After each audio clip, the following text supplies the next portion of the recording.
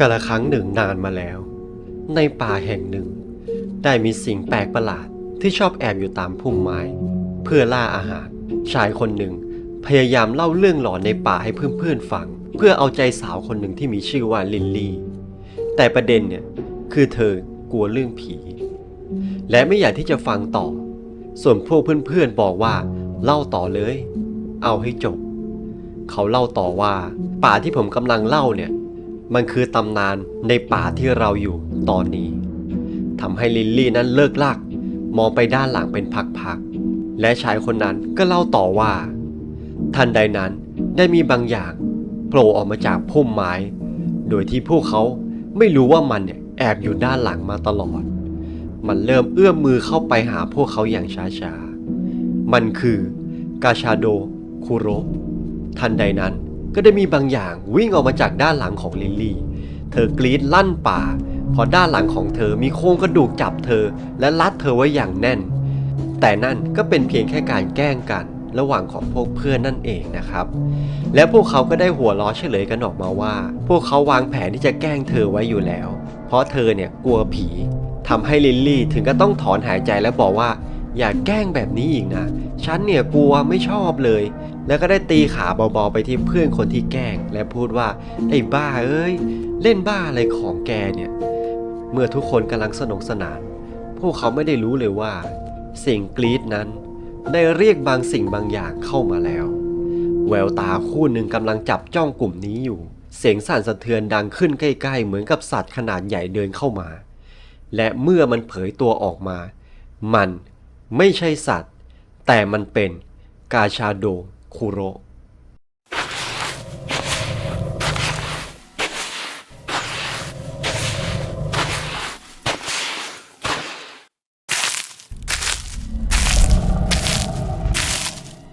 สำหรับใครที่ชอบดูไปอ่านซับไปนะครับก็สามารถกดตรง CC ได้เลยนะครับ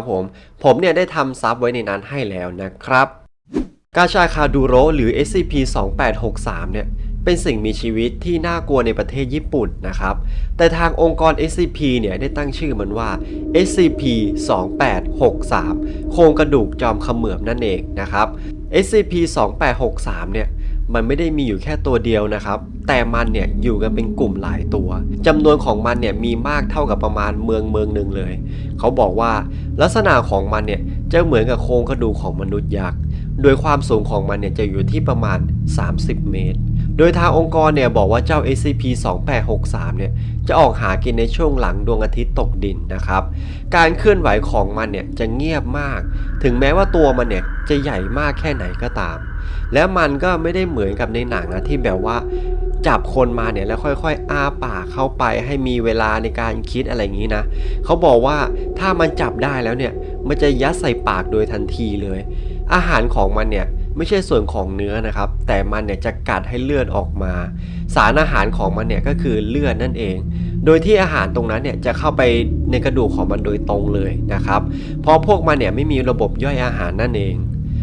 ย้อนไปในอดีตในการติดตามสถานการณ์การควบคุมของ SCP-2863 เนี่ยจะเป็นหน้าที่การรับผิดชอบของ Imperial Japanese Anomalous Matters ถ้าแปลเป็นไทยก็คือหน่วยงานตรวจสอบสิ่งผิดปกติในจักรวรรดิญี่ปุ่นนั่นเองนะครับและมันเนี่ยจะมีตัวย่อว่า IJAMEA นะครับซึ่งจะเป็นองค์กรที่คล้ายๆกับองค์กร SCP เนี่ยแหละโดยตอนนั้นนะครับองค์กร IJAMEA เนี่ยได้รับมอบหมายให้สืบสวนในความผิดปกติแปลกๆในป่าแห่งหนึ่งนะครับโดยมีผลประโยชน์กับสำหรับคนกลุ่มหนึ่งนะครับซึ่งพวกนี้เนี่ยจะเป็นแบบว่าคนที่อยู่เบื้องหลังขององค์กรIJAMEA เนี่ยหลายคนเนี่ยโดนเจ้ากาชาโดคุโระเนี่ยกินเข้าไปแล้วก็สุดท้ายเนี่ยพวกเขาก็ขอยุติภารกิจนี้นะครับแต่เมื่อเวลาผ่านไปเนี่ยถึงช่วงสมัยสงครามโลกครั้งที่2ภารกิจนี้นี่ก็ได้ตกไปเป็นขององค์กร SCP นะครับหรือเรียกง่ายๆว่า SCP เนี่ยมารับช่วงต่อนั่นเองโดยองค์กร IJAMEA เนี่ยก็ได้ให้ไฟล์ข้อมูลกับองค์กร SCP ไปในไฟล์เนี่ยเขาได้แปลข้อมูลออกมาได้ว่ากาชาโดคุโระเนี่ยถูกสร้างขึ้นในการตายหมู่ของคนที่แบบจำนวนหลายร้อยคนนะครับ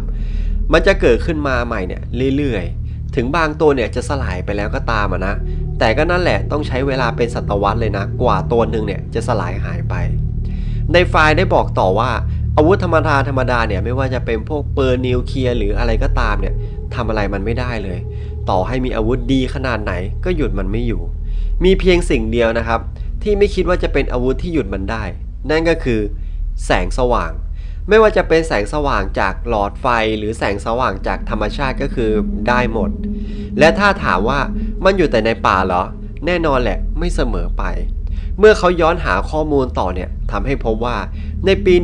1938 เนี่ยพบมาเป็นครั้งแรกในเมืองหนานฉิงประเทศจีนนะครับตอนนั้นเนี่ยผู้คนโดนมันเล่นงานไปถึง 300,000 รายเลยนะครับถือว่าเยอะมากเลยนะและถ้าถามว่าอ้าวแล้วมันไปเกี่ยวอะไรกับจีนน่ะเหรอก็เพราะว่าตอนนั้นเนี่ยมันอยู่ภายใต้การปกครองของจักรวรรดิญี่ปุ่นนั่นเองนะครับและสุดท้ายเนี่ยพวกเขาได้บอกว่าเจ้า SCP-2863 เนี่ยพวกมันเนี่ยมีเยอะมากเยอะเกินที่จะควบคุมได้นั่นเองนะครับมันเลยเนี่ยถูกจัดให้อยู่ในระดับเคเตอร์นั่นเองยังไม่จบนะครับนี่เป็นเพียงแค่ข้อมูลของมันที่บางคนเนี่ยไม่รู้และแอบเข้าไปในพื้นที่ของมันเพราะคิดว่าพื้นที่แถวนั้นเนี่ยเหมาะแก่การพักผ่อนเลยมีกลุ่มหนึ่งเนี่ยแอบเข้าไปตั้งแคมป์เพื่อที่จะพักผ่อนกันใช่แล้วครับมันคือพวกที่เล่าไปในตอนต้นนั่นเองหลังจากที่มันเนี่ยได้โผล่ออกมาให้พวกเขาได้เห็นนะครับมันไม่รอช้าคว้าใครได้ก็คือคว้าก่อนเลยมันได้จับขึ้นมาและกัดกินเพื่อที่จะเอาสารอาหารเข้าตัวมันเองทุกคนในตอนนั้นเนี่ยวิ่งหนีกันกระเจิงแต่อย่าลืมว่ามันเนี่ยไม่ได้มีแค่ตัวเดียวเพราะตัวที่2เนี่ยได้โผล่ออกมาและจับอีก1คนเข้าไปกินลิลลี่ตอนนั้นเธอยืนช็อกกับเหตุการณ์ที่เกิดขึ้นเพื่อคนที่เล่าเรื่องนี้ให้ฟังเนี่ยก็ได้เรียกสติเธอและให้วิ่งนะครับโดยเธอและเขาเนี่ยวิ่งหนีไปด้านหลังของป่านั่นเองในขณะที่พวกเขาวิ่งหนีกันอยู่ลิลลี่ได้มองหันกลับไปถึงด้านหลังและคิดว่าพวกเขาเนี่ยคงช่วยอะไรไม่ได้แน่นอนตอนนี้เนี่ยทำได้อย่างเดียวนั่นก็คือวิ่งทั้ง2คนเนี่ยเรียกได้ว่าวิ่งหนีกันสุดชีวิตเลยเจ้า SCP-2863 บางตัวเนี่ยก็วิ่งตามมาด้วยและมีตัวหนึ่งเนี่ยได้คว้ามือเข้าไปใกล้ๆจังหวะที่เจ้า SCP-2863 เนี่ยคว้ามือเข้าใกล้ชายคนนั้นก็ได้ผลักลิลลี่ทำให้เธอเนี่ยกลิ้งตกหน้าผาจนสลบไปแต่โชคดีที่ตรงนั้นเนี่ยมีโคลนและเป็นต้นไม้ใหญ่มากพอที่จะบังตัวเธอเอาไว้ได้เลยทำให้เธอเนี่ยยังมีชีวิตอยู่หลังจากที่เธอเนี่ยได้สติเธอพยายามที่จะปิดปากตัวเองไว้เพราะพวกมันกำลังเดินกันมาเป็นฝูงเมื่อเสียงทุกอย่างได้เงียบลงเธอได้ถอนหายใจทำให้ตัวสุดท้ายที่เดินไปได้ยินเสียงและมันก็ได้หันหน้ากลับมาค่อยๆเดินเข้ามาอย่างช้าๆไปที่ต้นไม้ใหญ่และโผล่มาตรงหน้าของเธอตอนนั้นเธอทำอะไรไม่ถูกแรงจะวิ่งก็ไม่มีแล้วและคิดว่าไม่รอดแน่ๆต้องโดนกินแน่เลยและทำให้เธอเนี่ยสลบไปอีกครั้งหนึ่งทันใดนั้นมีคนใส่ชุดหน่วยรบพิเศษเอาไฟฉายขนาดใหญ่ส่องไปที่ SCP-2863 เลยทำให้มันเนี่ยเดินหนีไปทำให้ลิลลี่นั้นรอดออกมาได้โดยที่เจ้าหน้าที่พวกนั้นเขาได้ช่วยลิลลี่ออกมาจากตรงนั้นตอนนี้ลิลลี่เธอได้ปลอดภัยแล้วและนั่งพักให้สติกลับมาในรถของพวกเจ้าหน้าที่ของ SCP นักวิจัยคนหนึ่งถามเธอว่าเจออะไรมาบ้างเธอก็เล่าตามเหตุการณ์ที่เธอเจอเธอเล่าไปเสียงสั่นไปเพราะด้วยกับความกลัวและเธอคิดว่าสิ่งที่เธอเจออยู่นี้มันคงเป็นสิ่งที่เธอเนี่ยไม่สามารถลืมได้ตลอดชีวิตของเธอแน่ๆเมื่อเธอเล่าจนจบนักวิจัยคนนั้นก็บอกว่ารู้อะไรไหมอย่างน้อยเนี่ยเธอก็มีข่าวดีอยู่1 อย่างเขาเนี่ยได้เดินเข้าไปใกล้ๆลิลลี่และพูดว่าข่าวดีนั้นก็คือเธอไม่รู้จักที่นี่และมันไม่เคยเกิดขึ้นมาก่อนเขาได้ฉีดยาสลบและลบความทรงจำของลิลลี่ออกไปเช้าวันต่อมาลิลลี่เธอตื่นขึ้นมาอย่างสดใสในห้องนอนของเธอและคิดในใจว่าเมื่อคืนเนี่ยฝันร้ายจังและนี่ก็จะเป็นเรื่องราวของ SCP-2863 หรือกาชาโดคุโระนั่นเองนะครับผม